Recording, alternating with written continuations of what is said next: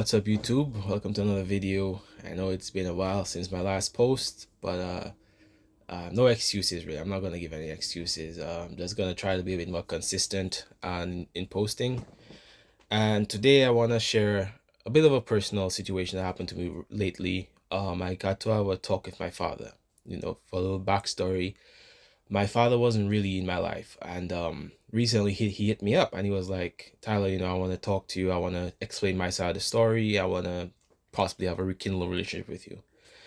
And thanks to a lot of the healing that I've been doing in my life, thanks to a lot of self work I've been doing, I was able to make that room for him to have the talk. And interestingly enough, I find out that this man I never met, this man who never met me, this man who I tried not to be like, was a lot like me. And it caused a little frustration there because I was like, why are we so similar? And just to share one of the things, like one of the main underlying problems he said he had in his life was feeling like he's not enough. That one feeling caused him to squander relationships. It caused him to deplete his finances at times. And I was like, that is so amazing. Well, not amazing, but it's so crazy that that's something I'm dealing with as well as a young man. And through this, again, through the self work and just through hearing his story, giving having the space to just hear him out, I saw him as a man, not as a father who was supposed to do this, but as a man who was walking through this planet trying to figure it out the same like I'm trying to do. I'm trying to walk through this planet, figure it out with my own problems. And to understand that we share this problem of not feeling like we're enough was just amazing. Well, amazing, but like in a way, like it was just very eye-opening in a way, kind of strange in a strange way. And we expect a lot from our parents, and that's fine, that's normal. But that expectation is what causes a lot of the hurt. And it what causes us to sometimes, when a parent wronged us, when they weren't there, when they probably were abusive, when they probably when their methods of punishment was too severe. So at times it causes us to be in a state of waiting for them to give that apology. And it is their responsibility, and I don't want anybody to take this video in the wrong way. However, you have to go on and live your life, and you have to go on and do the healing for yourself, because that apology, that validation may never come.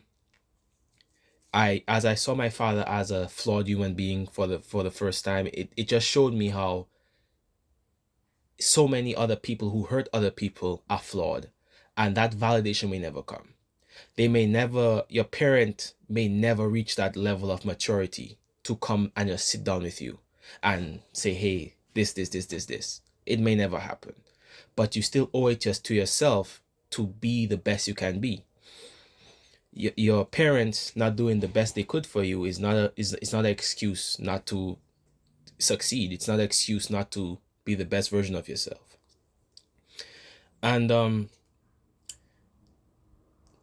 to the people who are waiting for like their parent to come and share certain things, and like how, for example, if me knowing that my father dealt with the same thing about not feeling like that he's enough, it kind of gave me an extra gusto to really go after my dreams, to really try to crush my fears, to really don't self-sabotage myself, because I understand this could be like a generational problem. But to those of you who you probably haven't spoken to that parent yet, or the parent is in your life, but you haven't really they haven't really apologized for certain things yet. All you have to really do, I learned, is look into yourself and see your strengths and see your weaknesses. And I would say 90% of the time they're very similar to your parents. I know it's a bold claim, but using my experience and using things that I've also learned from other people when they reconcile with a problem child or a problem parent, normally they're more similar than they are different. And I prided myself for so many years thinking I was different from him, when in reality I really wasn't. So just look inside yourself and notice the weaknesses. It's a hard thing for us to do sometimes. We like noticing our strengths, but look inside yourself, notice your weaknesses. your parents, even your grandparents probably fought those same battles, and now it's your turn to fight.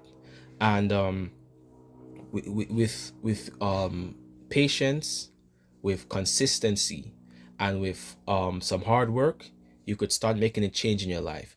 And I when you start changing your life, like there's this it's like a domino effect. Once little good things start happening to you, it's like more good things that happen to you. Because I noticed my father never really had this talk with me until I was on my path of self-development, until I was on my path of emotional control, until I was on my path of being the best version of myself. Now all of a sudden, it attracted him to come and really give me that part, which is very special. Like, so many people don't get that in their life. They really don't get that validation that they're looking for, and the fact that I got is a gift. You understand? So I'm able to see it. So if you're watching this video and you maybe have a problem child, a problem parent, maybe even a sibling or somebody close to you hurts you, just try to take what I said in this video into consideration, and see if it helps, and don't forget, go do it. Do it. Do the work. Do the thing. Crush the dreams, crush the fears, overcome them. You don't need the person who maybe had hurt you to unlock that fire inside of you. You could do it yourself, and you could go ahead and do it, and make sure you're okay, because the person who, they may say sorry now and then they may do the same thing again. Abandonment is like sometimes it's a cycle. So sometimes they may come for a little bit and they may go. So if you keep relying on them for your self-help, for your self-happiness, when they come, you're going to be happy. When they go, you're going to go straight back to those old emotions. So um your sanity and your mental stability is your own responsibility, and it's your own job. So thanks for listening.